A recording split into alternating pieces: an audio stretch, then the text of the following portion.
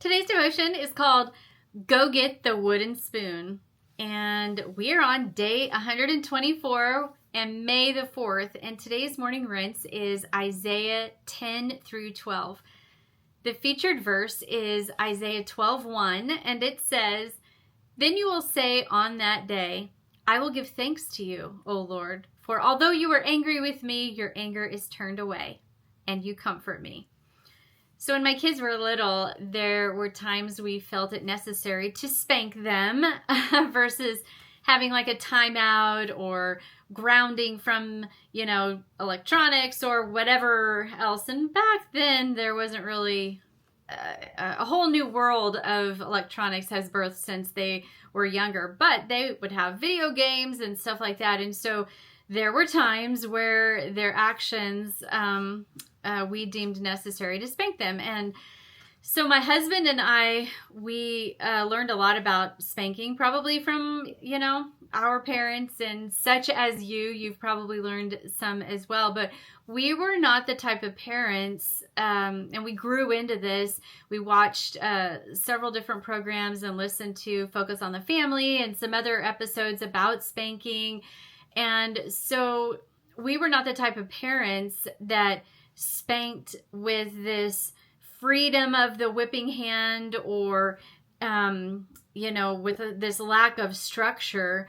Our kids always knew what this spanking routine would be like. Our guest bedroom at the time that this occurred was used for spankings. We actually had, under the bed, we had a wooden spoon, and we used that for nothing else except for when we felt that a spank or a swat was necessary.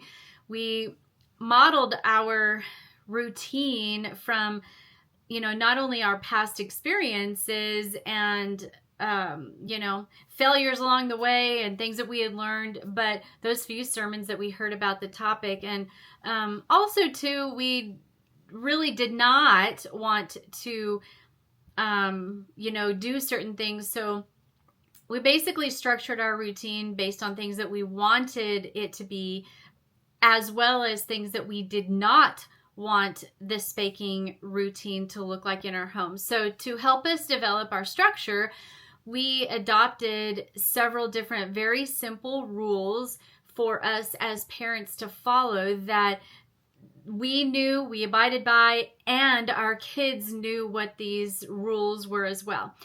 So the first rule that we had was to do our very best to never use our hands for spanking, which is why we transitioned to using a wooden spoon. And this was not adopted like immediately when the kids were little. We kind of grew into this. So they may have memories of us using our hands, but my kids really didn't get a lot of spanking. So I don't know, maybe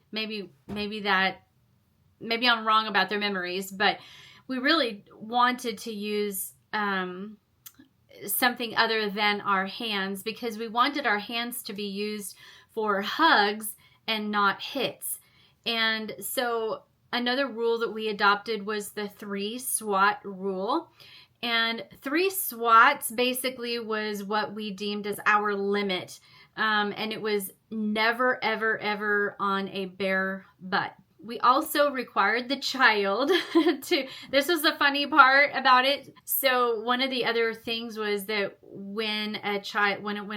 when it was deemed necessary for a child to get a swat, the child was required to bring us that wooden spoon from underneath of the bed versus us going and grabbing it and then calling the child into the room. The children were the ones that actually had to go and get the wooden spoon. And so no matter how angry the child was after the swat, we would put them on our laps and we would talk to them about their behavior, and then we would pray for them. And again, we were not perfect with this, but that was kind of one of the modeling, that this whole routine was what we tried to model that specific disciplinary action at, because we didn't want to get it out of hand and we wanted it to end well with them on our lap. And I remember one time, where our kid, I think it might have been my oldest kid, Haley, but it could have been all of them doing this at one point or another. We would tell them to go and get the wooden spoon, and the journey from where we were at to the wooden spoon seemed to be more traumatic than the swats. I mean, believe it or not, our swats were usually never even harder than a pat on the rear. I mean, nothing firmer was usually ever needed to get their attention. We knew we had their listening ear the moment that we said, go get the wooden spoon. Every single time our kids heard us say this, their eyes would start to tear up, and they would slowly walk to the room to get the wooden spoon. And they, a lot of times, would be wailing the entire time that they would be going to the room to get the wooden spoon. And we would get this reaction more often times than not. And it usually caused us, honestly, to be walking behind them, and we'd be kind of like silently chuckling to ourselves as we tried to keep this very stern, straight face. But yet there was a little bit of, I mean, we knew that the swats were not going to be that difficult. It wasn't going to be on a bare butt. And it was, only 3. And then sometimes they'd only get 1 depending on what action that they did, but it was never more than 3. And the response that we would get from them after we said, go get the wooden spoon, it just was, it was kind of comical, but yet, I mean, traumatic for a child, I guess. But being reminded of this, even as I wrote this devotional down, it made me smile.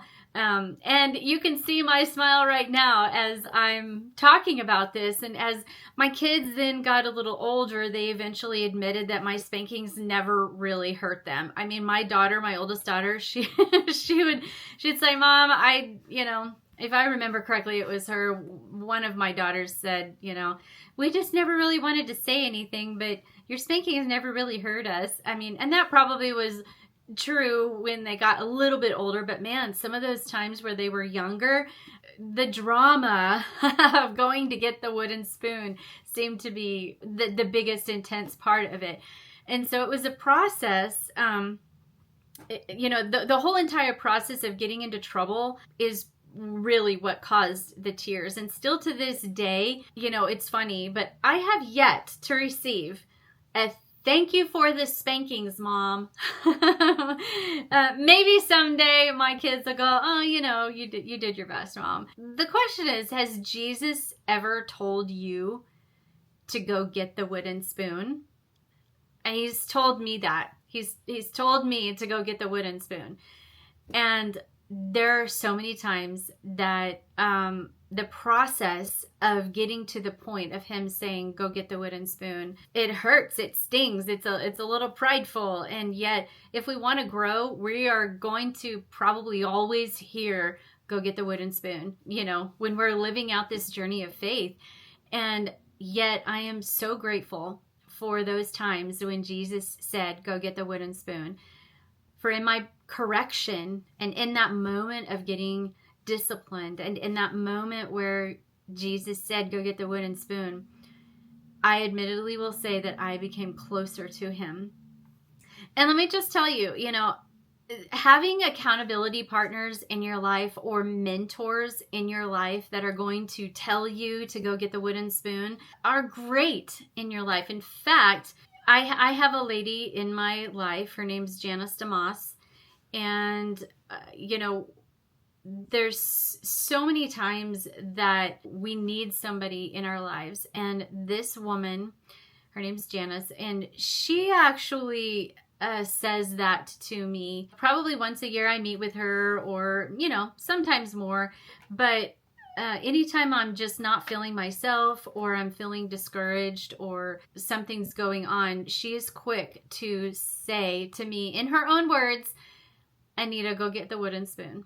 And, whether it's a phone call to her or meeting for lunch or, just recapping my life. She's one of the mentors that I have that probably knows me better than most people, and I'm not talking about friends my age or, close friends that I hang around with. Janice is one of those people that will, tell me straight, and she will comfort me and validate feelings that I have if they need to be validated.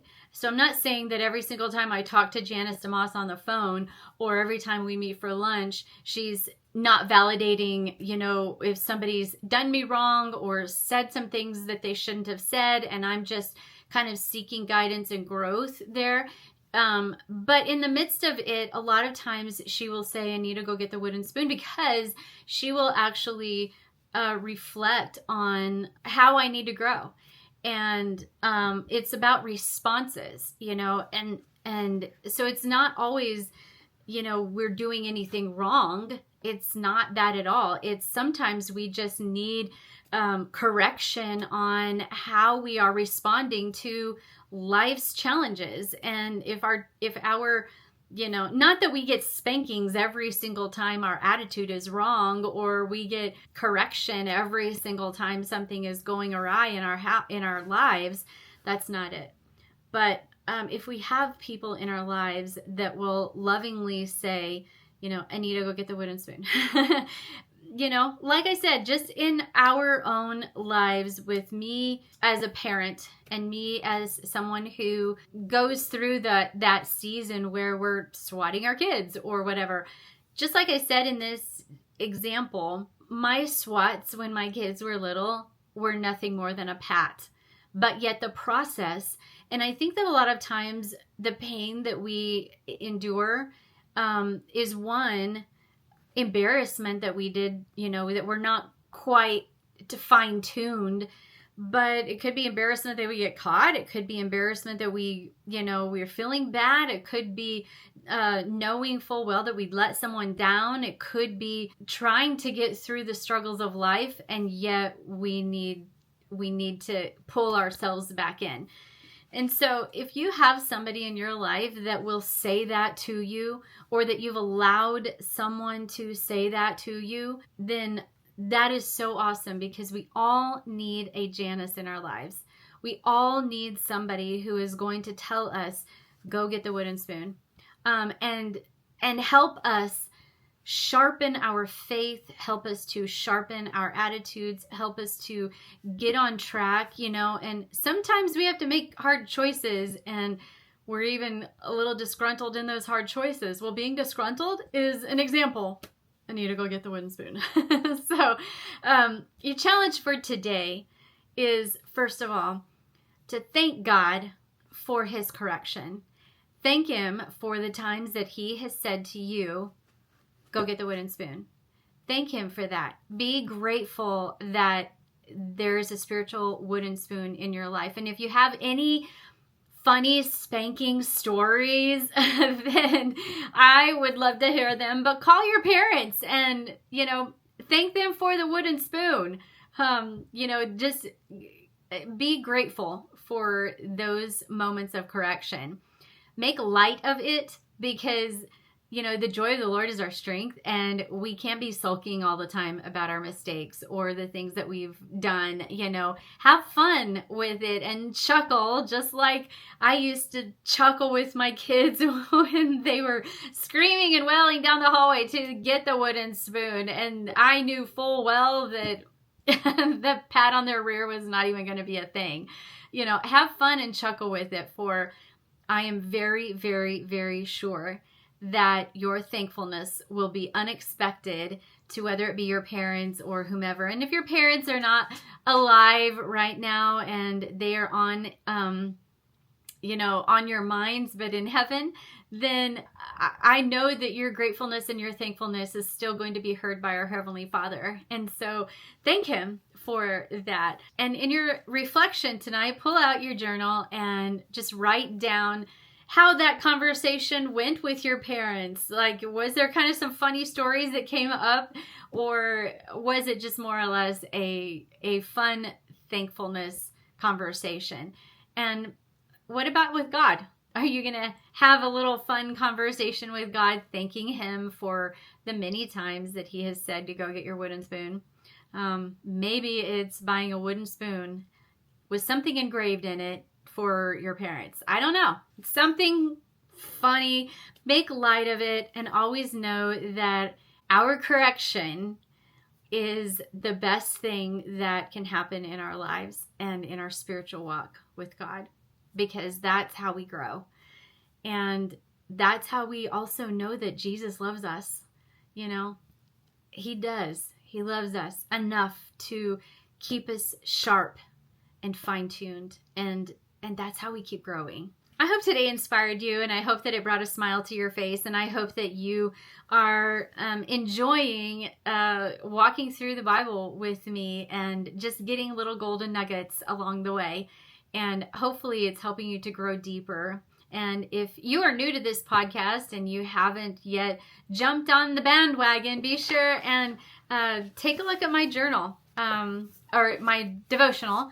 This is Rinse, Reflect, Repeat. It's a 365-day devotional and walking through the Bible alphabetically in a year. And it comes, or it doesn't come with, but I have a companion journal if you so choose to purchase it, because every single day there's a challenge and then a reflection at the end of the day where I ask you to write down something that occurred within that challenge throughout the day. And studies have shown that when you write things down, you remember it better. And I want you to remember the things that go on in your life, and writing it down in a journal is so vital and so important. So I hope that you are inspired today and that you have an enjoyable day reminiscing on some of the spankings that you got or that you gave, that you know, and if there were some times where it hurt a little bit more than what you would have liked, then just talk to God about it and be sure and just thank him for your overall correction, because he loves us and wants us close to him, even in the correction. And until tomorrow, keep rinsing, reflecting, and repeating. God bless you.